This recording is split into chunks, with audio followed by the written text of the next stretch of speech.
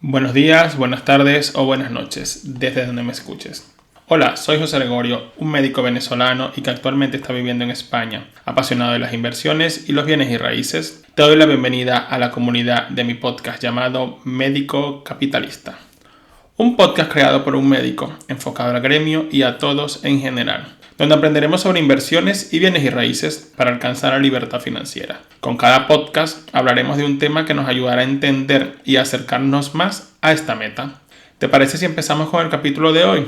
Donde hablaremos sobre el house flipping, el plus de las inversiones inmobiliarias o no. Debo recordarte que en este podcast hablamos de inversiones y ten en cuenta que los mercados y los países son individuales, que toda inversión conlleva un aprendizaje y riesgo de perder dinero, pero la responsabilidad de manejar el dinero es exclusivamente de ustedes. Continuamos con el podcast número 23, House Flipping, el plus de las inversiones inmobiliarias, ¿o no? Las viviendas de nueva construcción suponen un reembolso bastante elevado para la mayoría de la población. Algunas personas ya están optando por otras formas de adquirir inmuebles, como por ejemplo el house flipping, que no es más que una forma de inversión inmobiliaria donde no se valora tanto la nueva construcción, sino el potencial del piso tenga los años que tenga, pero sobre todo que estén bien ubicados. Esto se hace posible con una reforma, para que el piso quede prácticamente como nuevo, o al menos el interior, para así venderlo por precios más accesibles para los interesados. El house flipping es un término que surge en Estados Unidos. Flip o voltearlo y house de casa. El término sería voltear la casa. Empezó a usarse en la economía de Estados Unidos para describir la compra de un inmueble y venderlo rápidamente con fines de lucro. Se estima que 1 de cada 10 viviendas en Estados Unidos utilizan este método. En contraparte, el mercado inmobiliario en España siempre se ha caracterizado por ser uno de los principales motores de la economía. Sabiendo esto, durante los meses de la pandemia y los años siguientes, el mercado inmobiliario se ha mostrado resiliente ante la incertidumbre económica. Por ende, el house flipping, que ha sido un boom a partir del 2020, ya se ha convertido en un refugio para los reveses de la economía. En España ha empezado con fuerza y despertando el interés de pequeños y medianos inversores inmobiliarios, en vista de la gran cantidad de viviendas disponibles para esta modalidad. Algunos inversores pueden reservar hasta con 10% este tipo de inmuebles para poder apalancarse y hacer las reformas necesarias y poder vender en unos meses. En conclusión, el house flipping consiste en comprar un inmueble normalmente en mal estado, añadirle valor mediante una reforma y venderlo a precio de mercado o superior. Podríamos pensar que esto es súper fácil, no tiene ninguna ciencia, no descubriremos la rueda. Es solo comprar, reformar y vender para generar beneficios, pero la realidad es mucho más que la ficción de los programas de TV y aquí te lo explicaré. La ganancia del house flipping está en la compra del inmueble. Es imprescindible comprar por debajo del mercado para obtener ganancias. Esto puede ser un negocio rentable en ciudades pequeñas o pueblos cercanos a las grandes ciudades, donde haya gran movimiento del mercado de segunda mano, donde las personas quieren escapar de la gran ciudad o no se pueden permitir comprar viviendas en la ciudad.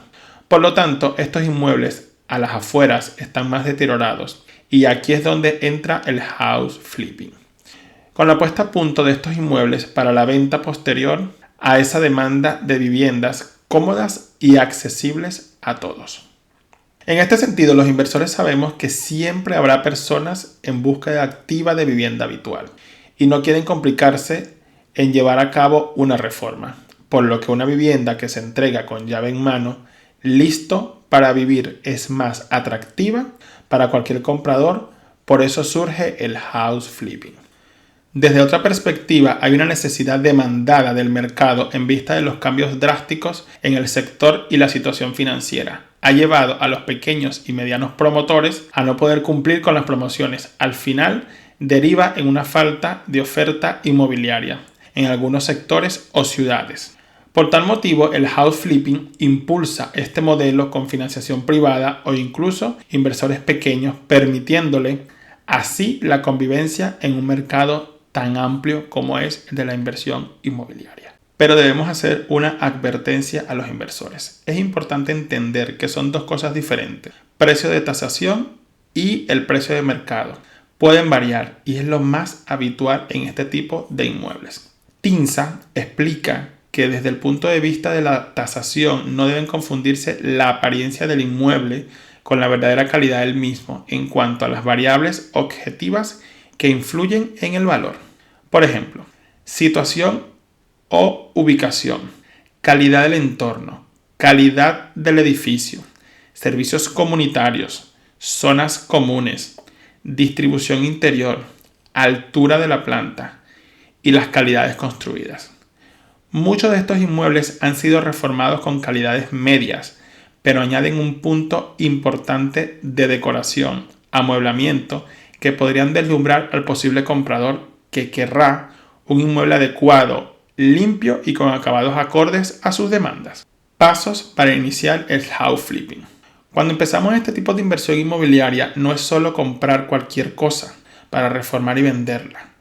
Para tener éxito debemos trabajar en buscar las propiedades rentables en las zonas demandadas que conozcas de tu ciudad, conocer el mercado local, estudiar la reforma y por supuesto ajustarse a un presupuesto realista. Número 1. Buscar inmuebles económicos. Es la parte más importante, dar con el inmueble adecuado para realizar el house flipping. El éxito radicará en que escojas un piso y hagas una buena compra. Son días, semanas o incluso meses de búsquedas por internet e inmobiliarias o salir a la calle. De las muchas que veas, solo podrá ser una la elegida. Número 2. Ubicación. Lo tenemos claro, la mayoría de los inversores, así como no todos los inmuebles son aptos para hacer un flip, no todas las ubicaciones serán aptas. La selección y el análisis de la zona es primordial a la hora de hacer una compra, puesto que puede variar de una calle a otra. También valorar el público objetivo que compra en esas zonas. Ejemplo, familias, parejas, jóvenes, personas mayores. Comprobar que hay movimiento de compraventa. Es conveniente visitar las zonas de día y de noche. Ver los comercios, las comunicaciones de transporte público, servicios, colegios y por supuesto centros de salud. Número 3. Estudio del mercado. Debemos tener presente la zona en la que queremos invertir, conocer el mercado local y preguntarnos: ¿hay muchos inmuebles en venta? ¿Hay interés de compra? ¿Hay muchas familias en la zona? ¿Hay buen flujo de compra-venta? ¿Cuáles son los precios del metro cuadrado en la zona? ¿Hay colegios, hospitales o zonas en revalorización cerca del inmueble? Todos estos datos se pueden conseguir en las inmobiliarias o en portales online y por supuesto visitando la zona donde queremos invertir. Número 4. Viabilidad del proyecto. Tienes que sacar los números. Sí, los números de la rentabilidad, debiendo tomar en cuenta los impuestos de compra, venta y por supuesto las posibles reformas integral del inmueble, debiendo hablar con diferentes reformistas para obtener varios presupuestos, para que el precio de salida sea el perfecto. Pero debemos hacer visitas y recordar que las fotos son una cosa, mientras que la minuciosa vista del comprador es la mejor forma de ver los puntos claves, donde podrás ver si hay problemas estructurales y así evitar comprar problemas mayores de los que podemos afrontar. Número 5. Negociar el precio de compra-venta. Debemos buscar la mejor oferta, de entre un 15 a un 25% por debajo del valor de mercado. La consideraríamos una buena operación. En Estados Unidos tienen una fórmula como la regla del 70. Si el valor posterior a la compra y la reforma de un inmueble sería así la fórmula. 100.000 euros y la reforma son 15.000 euros, no se debe pagar más de 55.000 euros por este inmueble. Ejemplo, 100.000 euros por 0.70 es igual a 70.000 euros, menos 15.000 euros de reforma daría un total de 55.000 euros. Con estos datos ya podremos negociar. Generalmente los inversores buscan pisos deteriorados, pisos con mucho tiempo en el mercado, pisos sin cédula de habitabilidad, viviendas ocupadas o vandalizadas, pisos de bancos y zonas periféricas a la ciudad. Debemos tener claro la cantidad a partir de la cual no obtendremos beneficios, poder tomar en cuenta todos los gastos del inmueble al obtenerlo, como comunidad, servicios y los impuestos municipales. Búsqueda del inmueble deseado. No será muy fácil esta búsqueda. Hay que dedicarle tiempo para conocer la zona y sobre todo visitar muchos inmuebles, haciendo una búsqueda activa en portales inmobiliarios. Es la forma más sencilla de mirar. Comparar muchos pisos, hacer apuntes, es como lo hago yo generalmente. Sacar números y posterior elegir los que más se adaptan a lo que buscas y a la zona que deseas. Portales como Idealista, Fotocasa, Pisos.com, Habitaclia, etc. Aquí dejo algunas ideas para la búsqueda y los filtros que debes colocar. Buscar pisos por los más antiguos publicados. Zonas más accesibles, que en algunos portales puedes marcar las zonas que más desees. Pisos a reformar y la mayoría buscan pisos sin ascensor. Debemos hacernos una idea de los precios de compraventa de la zona. También podemos visitar las inmobiliarias. Todos podríamos decir que las inmobiliarias controlan el negocio de la zona en los bienes raíces. Conocen los barrios, los propietarios y los precios de compraventa. Debemos ver las inmobiliarias como aliados y recordar que están allí para vender y tú para comprar al mejor precio. Debemos hacer sinergia con las inmobiliarias de la zona que nos interese para invertir, explorando las calles de la zona de la ciudad que más te interese. Cuando sales a la calle, la mayoría de los inversores parecemos paparazzis de inmuebles. En todas partes creemos ver una estrella, localizando propiedades con avisos en ventanas o en balcones, pisos cerrados o medios abandonados y que no estén en venta. Pero podemos hacer una oferta al propietario para poder obtenerlo.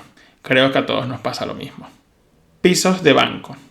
Todas las entidades bancarias tienen portales web inmobiliarios donde publican sus pisos de embargo. Los bancos quieren venderlos rápido, por eso están más abiertos para negociar el precio de compraventa e incluso los intereses hipotecarios y el porcentaje del préstamo.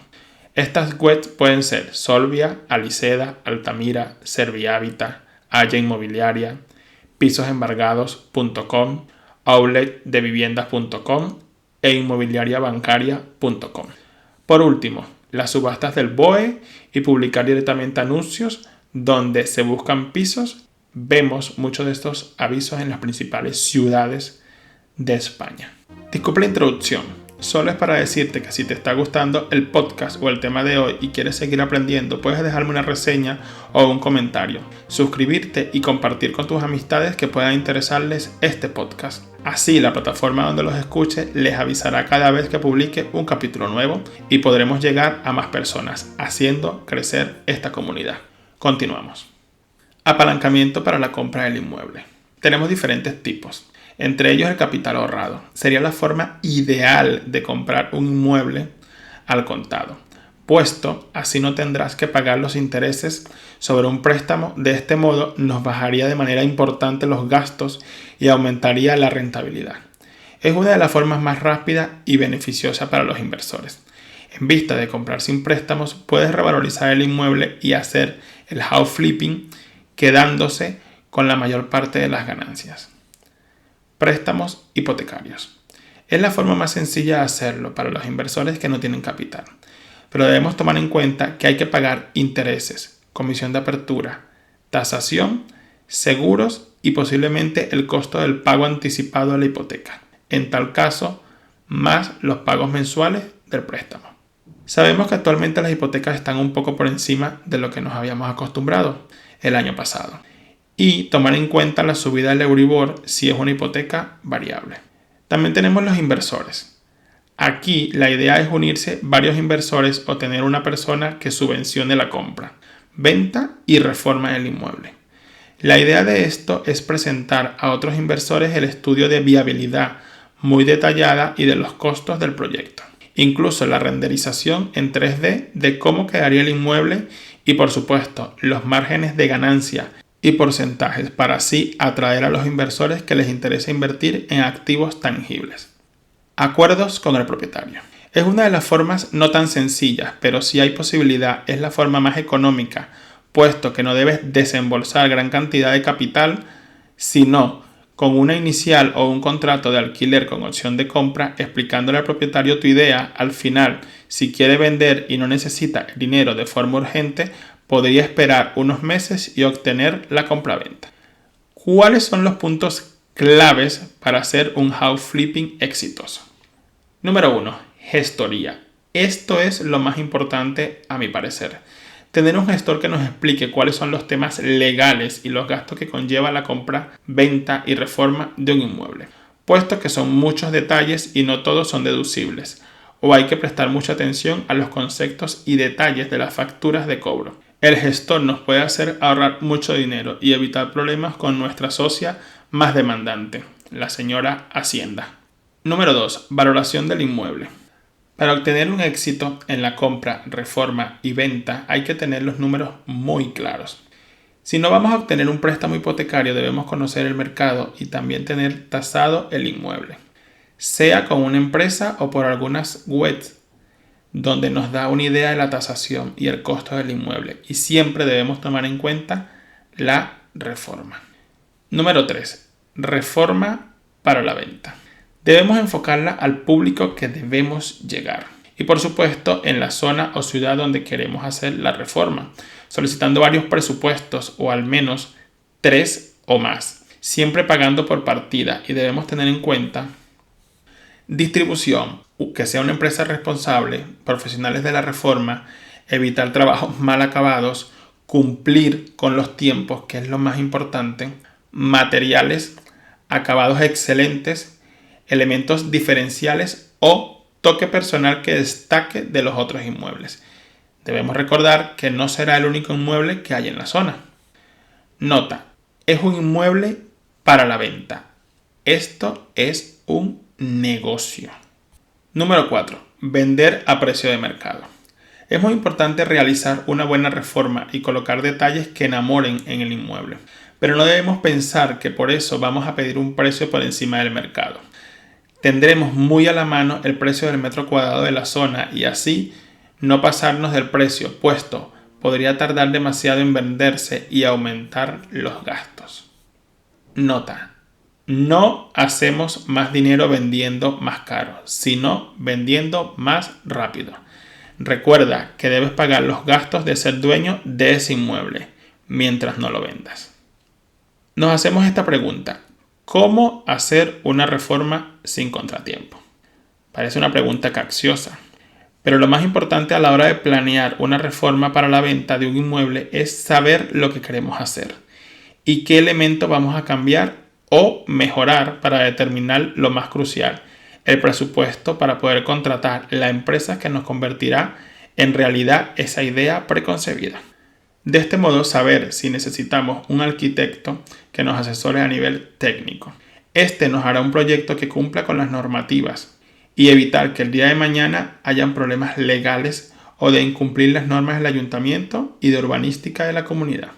Por lo tanto, toda actividad que haremos en materia de obras, por más pequeña que sea, necesitaremos un permiso del ayuntamiento. En fin, una licencia de obra. Es un permiso que se solicita al ayuntamiento de la zona y depende de la magnitud de la reforma. Por lo tanto, debemos solicitar la más adecuada. Debemos tener consideraciones legales de no solicitar el permiso para la reforma de un inmueble. Cuando se realiza una reforma sin permiso del ayuntamiento, trae consecuencias.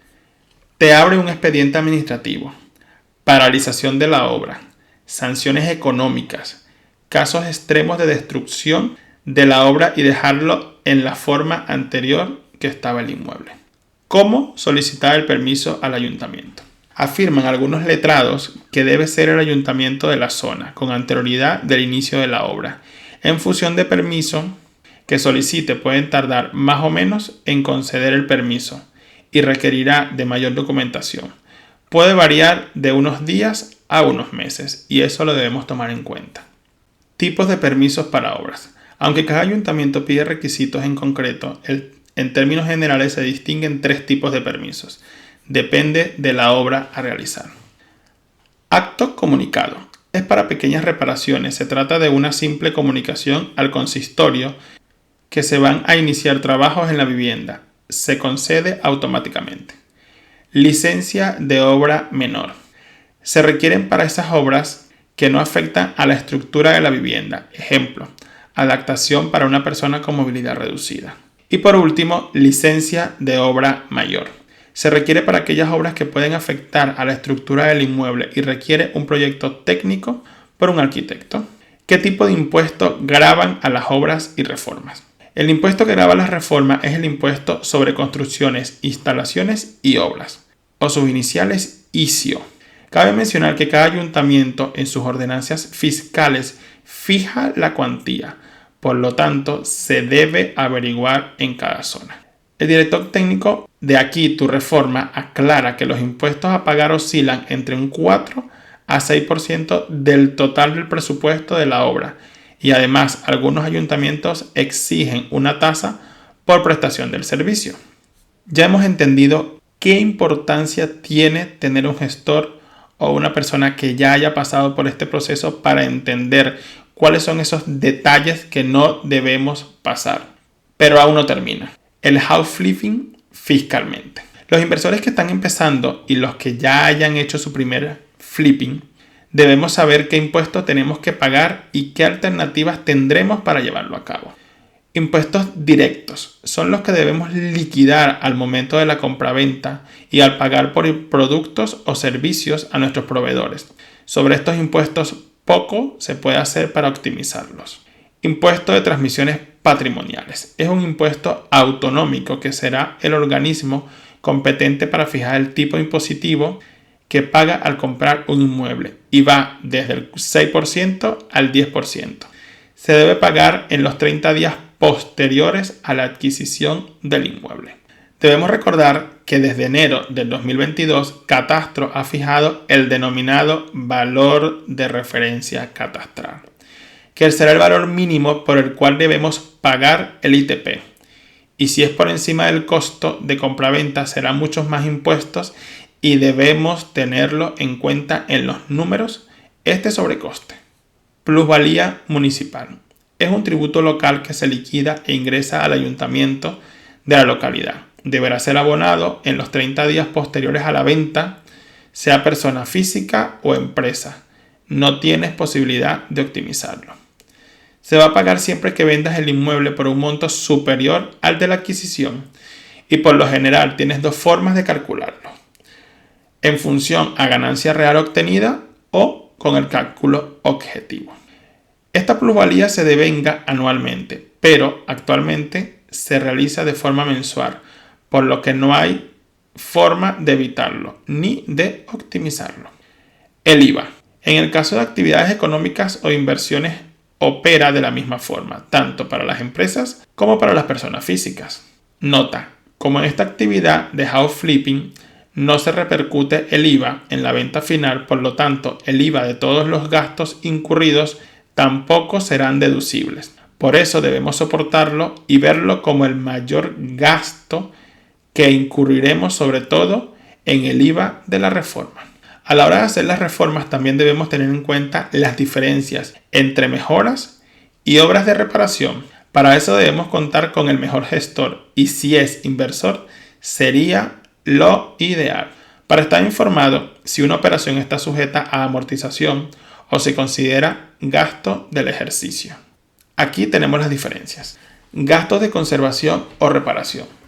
Son los que tienen como finalidad mantener el inmueble en condiciones normales de uso, evitar daños o arreglar los daños que se hayan producido siempre que no provoque la modificación de la estructura, configuración o superficie habitable de la finca. Los gastos de reparación y conservación son deducibles, principalmente las sustituciones. Ejemplo: cuadro antiguo de electricidad, puertas y ventanas antiguas, tuberías y griferías antiguas, parque desgastado y colocación de nuevos rodapiés, aire acondicionado, ascensor, caldera comunitaria, obras en la red de saneamiento y en el entronque de la red general debido a su mal estado. Mejoras de la vivienda. El adicionamiento de elementos estructurales o de uso que suponga un mayor valor de adquisición porque implica su incorporación al inmueble como un elemento más del mismo. Los gastos de mejorías son amortizables. Ejemplo: sustitución de una calefacción de carbón por otra de gasóleo, instalación de montapersonas, adquisición de electrodomésticos, adquisición de plataforma salvaescaleras en la zona común del portal de una comunidad de vecinos, indemnización satisfecha a un inquilino para su desalojo. Nuevamente, por eso debemos tener un excelente gestor. Y así debemos evitar los típicos errores de hacer el house flipping. En todos mis podcasts les recuerdo lo mismo. Ser inversor en bienes y raíces es un negocio. Y debemos estar bien informados para tener claro todos los puntos de este tipo de inversión.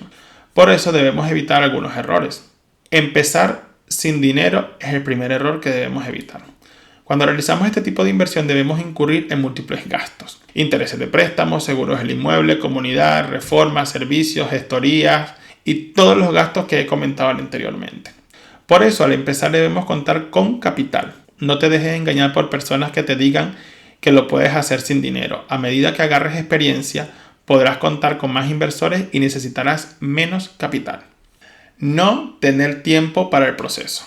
De primera instancia es muy difícil saber cuánto durará la reforma del inmueble. Hay muchos detalles a tener en cuenta y qué tan grande será la reforma. Generalmente esto te llevará meses. Como consejo, no lo hagas en verano, por mi mala experiencia. Lo que sí debemos buscar es un buen reformista y que te ofrezca las soluciones por tramos o por estancias con fechas exactas para la culminación. Pero siempre saldrá un contratiempo. Debes estar preparado. Recuerda, debes hacer visitas al inmueble mientras está la reforma.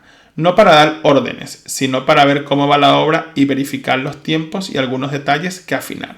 No tener conocimiento del tipo de inversión. Debemos entender el mercado, qué inmueble comprar, cómo y cuándo hacer la reforma, dónde podremos ahorrarnos unos gastos extras. Pero lo más importante es tener autocontrol y no ahogarse con el estrés. Recuerda que compramos un inmueble con problemas y debemos lidiar con ellos, buscándole la solución para obtener las ganancias. Tener paciencia y ser prácticos. Debemos estar preparados en este tipo de inversión. Posiblemente no tengas atajos. Cada proceso tiene sus tiempos y las prisas no son buenas consejeras. Debemos prepararnos para actuar rápido y conciso. Por ejemplo, no compres lo primero que veas, no contrates el primer reformista, no des el piso a la primera inmobiliaria y no vendas en la primera oferta. Lo más importante es la ejecución de los pasos que te he resumido en este podcast. Por último, en el post de Vivir de Renta de Germán Jover, inversor catalán, tiene un cuadro excelente de las características de comprar, reformar, vender o house flipping, que lo mencionaremos a continuación. Objetivo: máxima rotación del capital para mejorar rentabilidad anualizada. Gestión: activa, debes tomarlo en cuenta. Rentabilidad: objetivo entre un 20 y un 30% en 9 meses. Rentabilidad futura: no existe, hay que encontrar otra operación. Fiscalidad de la ganancia: 19% los primeros 6.000 euros, 21% los siguientes 44.000 euros, 23% desde 50.000 euros hasta el nuevo umbral de 200.000 euros y 26% que supere los 200.000 euros. Están como impuestos por rendimiento de capital. El horizonte de la inversión es cortoplacista, máxima rentabilidad en el menor tiempo posible.